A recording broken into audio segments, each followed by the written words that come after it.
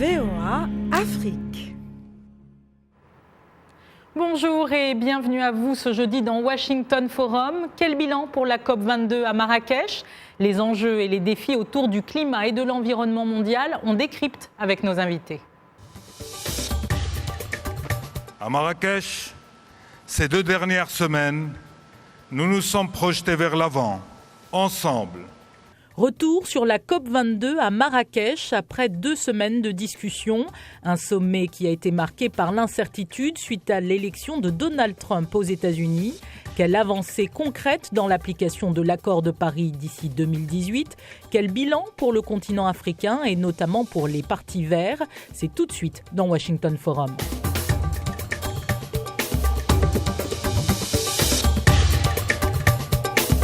Washington Forum. Le langage le plus utilisé de la semaine a sans conteste été irréversible.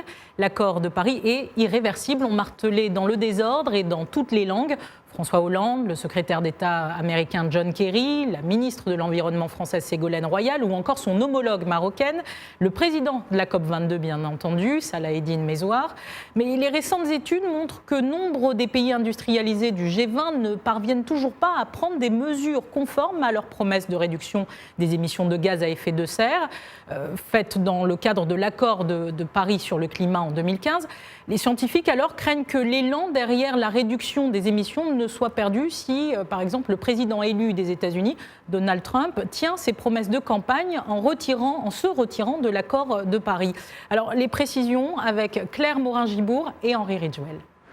Selon les chercheurs de la London School of Economics, 6 pays, les USA, l'Argentine, l'Australie, le Canada, l'Arabie Saoudite et la Turquie, ne sont pas en mesure d'adopter une législation suffisante pour atteindre leurs objectifs d'émissions. Est-ce qu'il y a de cadre politique? Est-ce qu'il y a des lois? Est-ce qu'il y a des mesures incitatives qui réduisent les émissions en temps voulu? Aux États-Unis, par exemple, il y a le Clean Power Plan, mais c'est un plan sectoriel. Il n'y a pas d'objectif national couvrant toutes les émissions. Le rapport a été lancé en marge de la récente réunion mondiale sur le climat à Marrakech. Les délégués souhaitaient préciser les modalités de l'accord de Paris qui vise à limiter le réchauffement climatique à 2 degrés Celsius au-dessus des niveaux pré-industriels. L'accord de Paris a été ratifié par 110 pays. C'est un compromis fragile, donc il est possible que le conflit interne reprenne. Mais il y a une certaine dynamique qui est assez stable. Les pays savent dans quelle direction ils doivent aller et ils comprennent aussi que c'est dans leur propre intérêt. Toutefois, cet élan pourrait être ralenti par la victoire de Donald Trump, qui, pendant la campagne, s'est engagé à se retirer de l'accord de Paris. À Marrakech, des délégués du monde entier ont lancé des appels pour que Washington respecte ses engagements. Aucune administration actuelle ou entrante ne devrait tenter de défaire notre volonté collective de faire ce qui est nécessaire pour faire de notre planète un meilleur endroit et garantir l'existence continue de toute vie sur Terre. Selon les scientifiques, sous l'administration Obama, les États-Unis ont été en avance sur la courbe, confirme Kelly Stone de ActionAid USA. L'administration Obama a publié un plan qui fixait un objectif de 80% de réduction nette des émissions d'ici 2050 par rapport au niveau de 2005. C'est très ambitieux, plus ambitieux que ce que nous avons pu voir aux États-Unis auparavant, mais ce n'est pas assez. La Grande-Bretagne est le dernier pays à avoir ratifié l'accord sur le climat de Paris. Les militants pro-climat espèrent que les alliés des États-Unis pourront persuader Trump de rester dans cet accord. Et avec nous dans cette émission, nos invités depuis le Maroc, Madame la ministre déléguée chargée de l'Environnement, Hakima El Ataï. Au Burkina Faso, Madame Juliette Biao Koudenoupo, vous êtes directrice régionale de l'UNEP. Et enfin, depuis Paris, Adamou Garba, président du Parti des Verts du Niger. Alors, on va ouvrir cette conversation. Alors, irréversibilité a été sans doute le mot le plus utilisé durant la COP22. On le disait tout à l'heure. On va aller tout de suite vers vous, Madame la ministre El Ataï. Quel bilan faites-vous de ce récent sommet? El Haïté, excusez-moi. Quel bilan faites-vous de ce récent sommet? Est-ce que ça a été un succès pour vous? Écoutez, un bilan très positif et j'espère que les personnes qui vont intervenir se le partagent avec moi. Très positif pour une triple raison. La première, c'est que c'est vrai qu'il y a eu une grosse crainte et incertitude à l'issue de l'élection de M. le Président Trump, mais qui s'est manifestée et qui a été traduite par un engouement politique exceptionnel de toutes les parties qui ont proclamé l'appel à l'action de Marrakech, qui est un signal politique très fort de toutes les parties membres de la Convention des Nations Unies pour le changement climatique. La deuxième raison, c'est que pour la première fois dans l'histoire des négociations climatiques, il y a eu la construction du partenariat mondial pour l'action, où nous avons vécu des moments exceptionnels d'engagement des acteurs non étatiques, des territoires, des secteurs de transport, de l'énergie, avec un engagement des institutions financières. Ça, c'est ce qui a été pris concrètement. Hein. Les avancées concrètes, elles se traduisent par ces engagements-là. Ça, c'est vraiment des trillions et des trillions de dollars qui sont alloués à des projets concrets, à des projets aussi bien en Afrique que dans les États insulaires et dans la transition énergétique. Et ça, c'est vraiment du concret. C'est le monde réel. Vous savez qu'avant Paris et avant Marrakech, je dirais, il n'y a pas eu d'implication des acteurs non étatiques. La première reconnaissance de ces acteurs qui ont entre les mains 80% de la décision de l'action climatique a été faite à Paris et la première réunion s'est tenue à Marrakech. Et donc aujourd'hui, moi je ne peux être qu'optimiste par rapport à l'engouement de sociétés russes, de sociétés américaines, de sociétés venant de tous les coins du monde. Et donc ça c'est la deuxième raison de mon optimisme. La troisième raison, c'est que nous avons enclenché tous les processus de mise en œuvre de l'accord de Paris. La première CMA s'est tenue à Marrakech et le programme de travail a été lancé pour qu'il soit finalisé en 2018. Alors, donc, effectivement, si vous le permettez, on va donner aussi la parole à Juliette Biao-Koudenoupo qui est avec nous. Alors, l'accord est entré en vigueur début novembre, l'accord de Paris, je rappelle, mais sans mécanisme de sanction. Alors, peut-on dire qu'il repose essentiellement sur le bon vouloir des États à respecter leurs engagements en termes de réduction d'émissions de gaz à effet de serre? Par exemple, Madame la ministre était en train de parler des engagements pris. Est-ce que c'est votre sentiment, Madame Koudenoupo? Merci Tatiana. Je ne crois pas que ça reste au bon vouloir des États. Je crois que l'universalité de l'accord de Paris est toujours quelque chose de très fort et que tout le monde parle d'irréversibilité. Et c'est vrai, même si nous avons la crainte que Donald Trump ait gagné les élections au niveau des États-Unis. Ce qui est sûr, la planète, elle est unique et indivisible. Et même si on se réfère aux propos de Donald Trump durant ses campagnes, la réalité rattrapera tout le monde. Et comme l'avait dit, mentionné le secrétaire général des Nations Unies, je crois qu'il y a des valeurs communes et des droits de l'homme aussi qui nous ramèneront au dénominateur commun. Donc moi, je suis très optimiste. Mais en même temps, je me dis que si le concret n'arrive pas tout de suite, cet engouement risque vraiment d'être mis à mal. Alors justement, pour parler de... Alors justement, pour parler de... l'accélération des finances. Un grand pas a été fait aussi dans l'accélération des financements. Alors on y reviendra sur les financements. On va y revenir sur les financements en deuxième partie d'émission, mais j'aimerais donner la parole à Adamou Garba. Alors on voit un subtil équilibre, c'est aussi, il faut de la diplomatie très forte entre les pays du Nord et du Sud qui ont des négociations quand même plutôt serrées, Monsieur Garba. Je pense que Marrakech, en tout cas, on peut dire que c'est un tournant.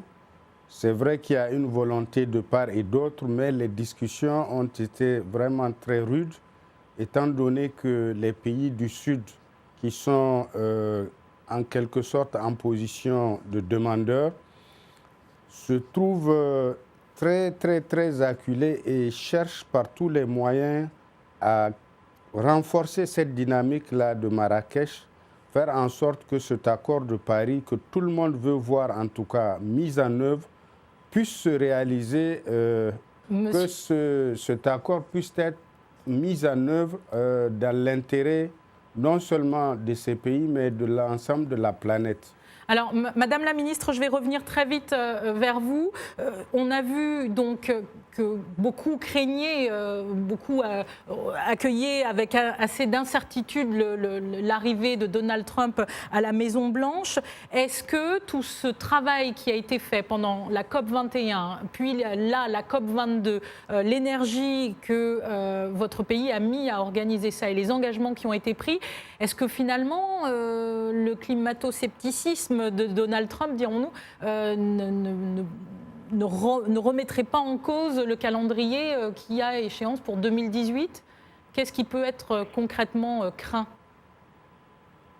Écoutez, déjà, moi je voudrais préciser que le monde a entendu le candidat Donald Trump, mais le monde n'a pas encore entendu le président. Le président Donald Trump ne s'est pas encore exprimé. Et je pense qu'il ne faudrait pas anticiper sur sa position. Parce qu'en étant président, il a toute une responsabilité d'honorer les engagements de son administration. Et donc, je pense qu'il va falloir attendre. Maintenant, dans quelle mesure le retrait des États-Unis peut entraver la mise en œuvre de l'accord ? Oui, il y aurait un impact certain, c'est clair. Parce que d'abord, les États-Unis est un grand émetteur de gaz à effet de serre. Et deuxièmement, les États-Unis s'est engagé à apporter sa participation financière aussi bien au fonds d'adaptation qu'au fonds vert mondial. Donc il y aurait un impact. Seulement cet impact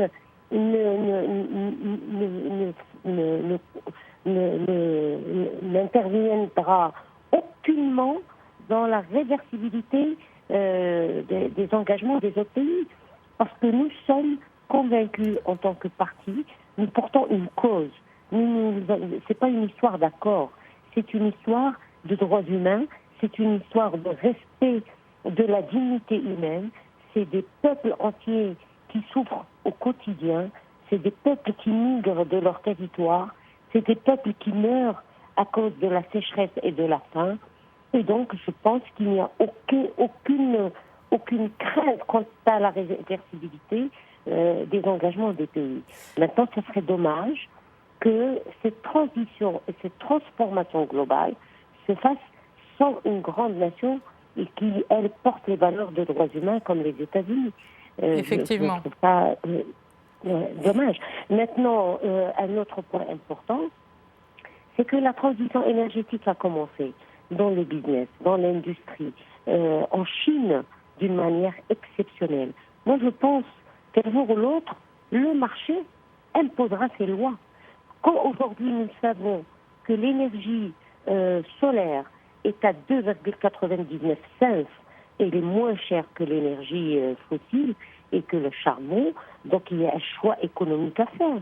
Et le choix économique se portera sur les secteurs propres et les secteurs verts. Effectivement, alors là, ce sont des mesures concrètes à être prises sur le terrain. Juliette Biao-Koudenoupo, vous qui traversez le continent justement à travers toutes ces problématiques, comment est-ce que vous percevez ça ? Beaucoup se disent qu'une sortie des États-Unis, donc première puissance économique, on vient de parler de l'industrialisation et de ces compagnies, une sortie des États-Unis pourrait affaiblir l'édifice. Oui, merci beaucoup, Tatiana. Je ne voudrais pas répéter ce qu'a dit Madame la ministre marocaine, mais je voudrais dire ceci. De la même façon que des pronostics sont passés un peu à côté par rapport à l'élection de Trump, je crois qu'il est à ce moment difficile de prédire ce qui se passera lorsque Trump va réellement prendre les destinées des États-Unis.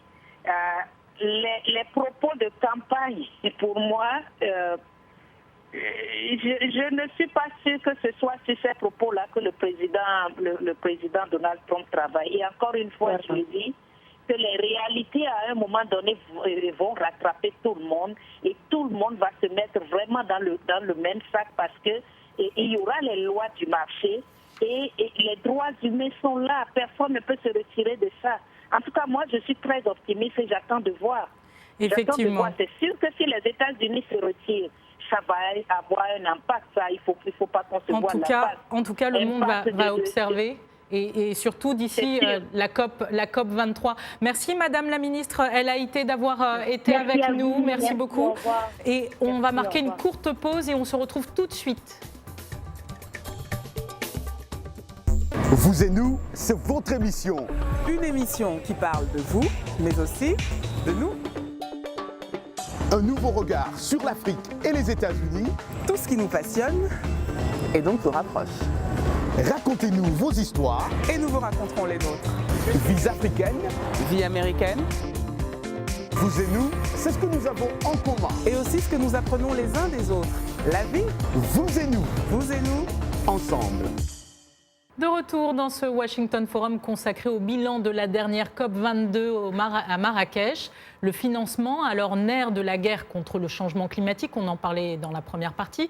Autre sujet central de cette COP22, nerf de la guerre climatique et surtout celui de l'adaptation des pays en développement.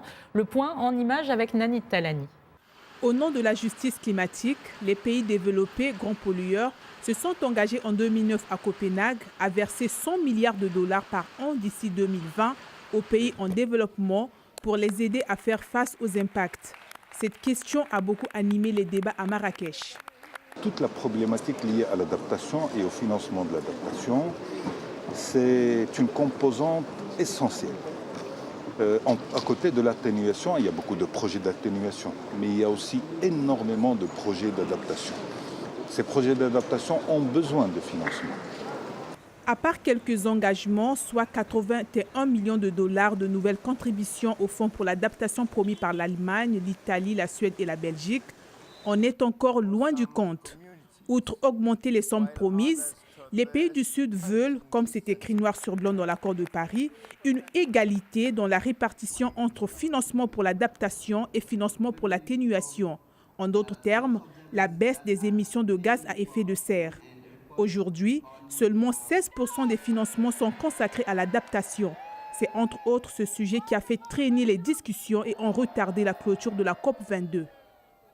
Alors nous a rejoint depuis Dakar Karim Gadjigo, vous êtes responsable du programme Miamoké pour l'éducation environnementale au Sénégal et toujours depuis le Burkina Faso, Madame Juliette Biao Koudenoupo, directrice régionale de l'UNEP et toujours depuis Paris, Adamou Garba, président du Parti des Verts du Niger. Juliette, je reviens rapidement vers vous. À quel niveau exactement se trouve ce problème de financement? Au niveau national, au niveau international? Qu'est-ce qui bloque? Merci Tatiana. Je crois que les pays développés ont réitéré encore leur engagement de mobiliser les 100 milliards d'ici à 2020 ou même avant pour soutenir les projets d'atténuation et d'adaptation aux effets du changement climatique. Mais la grosse question, il y a aussi en matière de financement des pays qui se sont engagés à verser plus de 23 milliards de dollars au centre et les réseaux de technologie climatique et le Fonds vert pour le climat a approuvé 2 plans d'aide pour le Libéria et le Népal à hauteur de 2,2 millions et 2,9 millions de dollars. Une vingtaine d'autres propositions pour l'adaptation devraient bientôt être approuvées.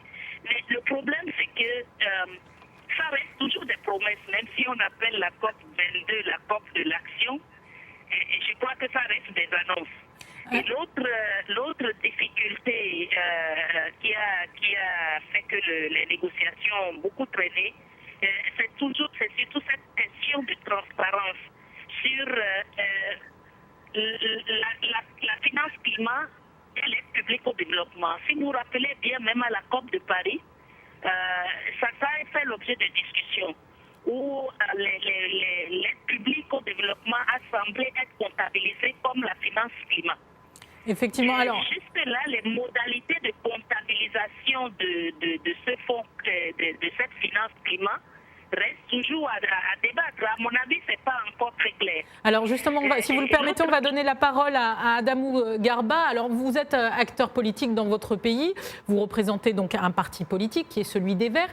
Justement, comment est-ce qu'on fait pour que ce soit transparent, pour que les budgets qui sont réservés au climat, aux questions d'environnement, soient pris en compte et que ça se transforme concrètement en fait ?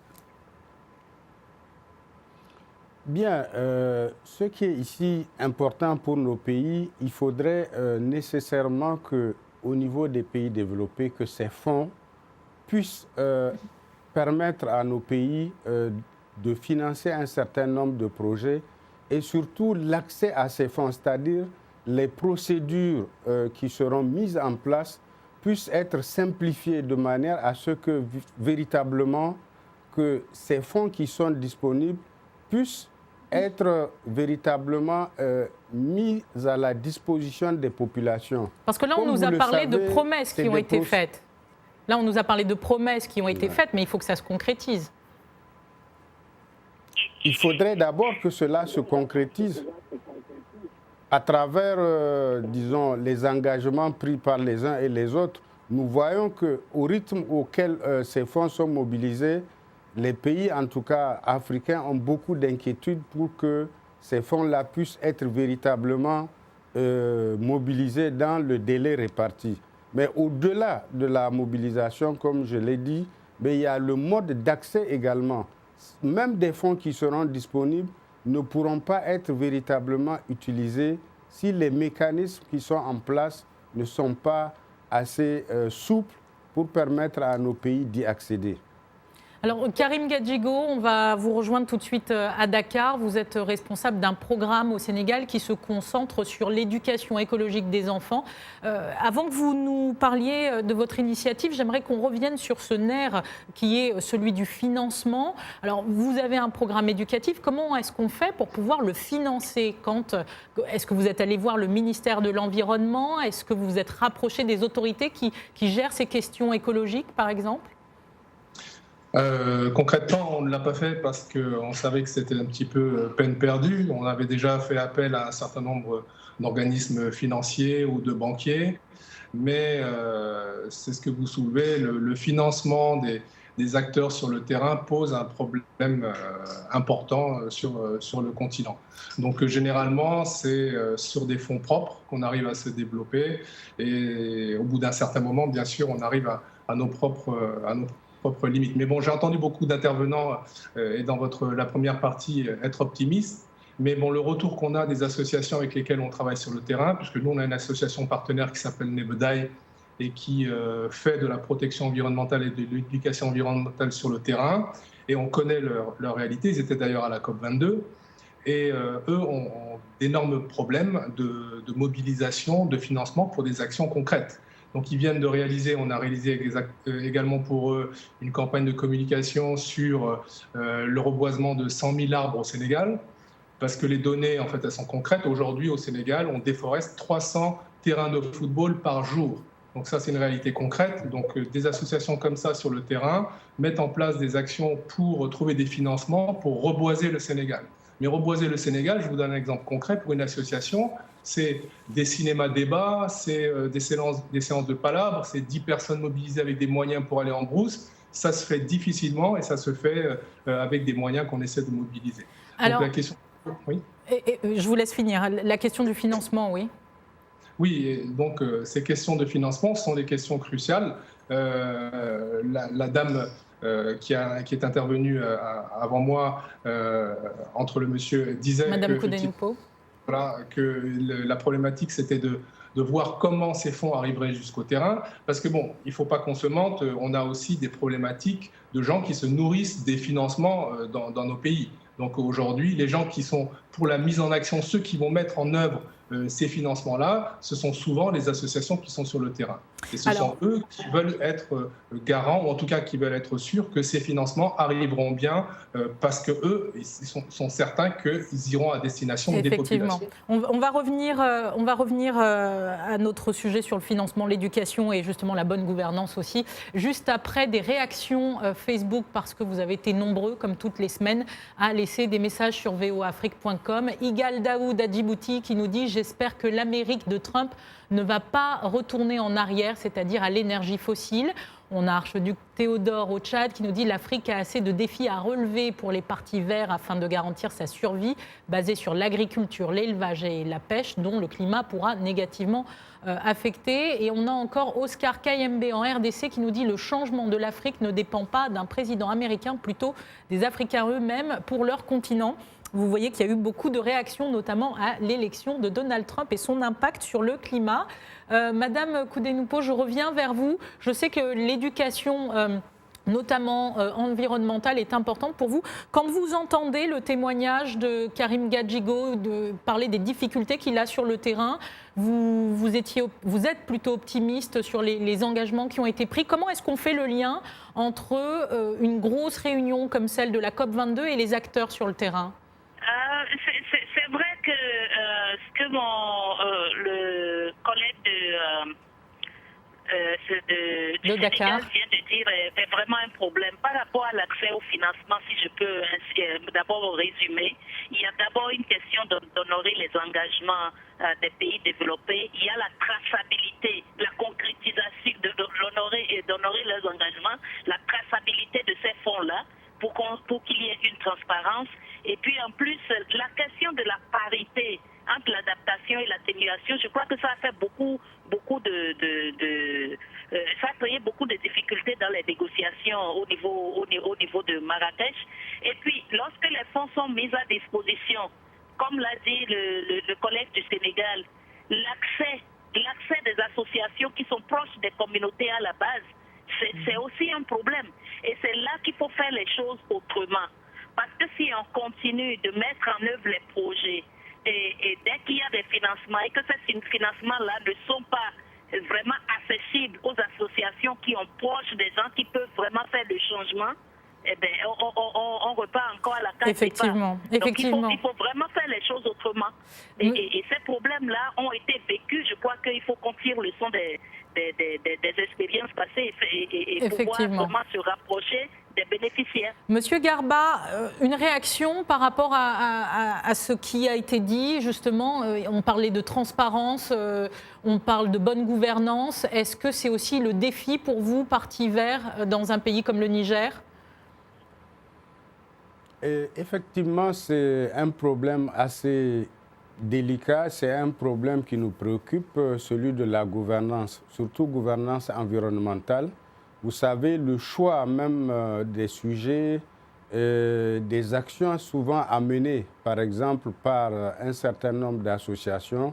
Si nous prenons le cas, par exemple, du Niger, rapidement, où nous intervenons sur la ceinture verte, par exemple, on a besoin, par exemple, rapidement d'accéder à des financements pour pouvoir reboiser cette ceinture verte, mais au niveau gouvernemental, parfois on a des difficultés parce que la gouvernance environnementale, souvent, n'est pas une priorité.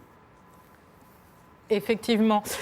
Karim Gadjigo, un dernier mot avec vous sur votre initiative, cette héroïne sénégalaise qui essaye de participer à l'éducation écologique. Oui, pour nous, on pense que déjà l'Afrique, elle a loupé en termes de médias comme la télévision, son rendez-vous avec les contenus culturels et éducatifs en Afrique.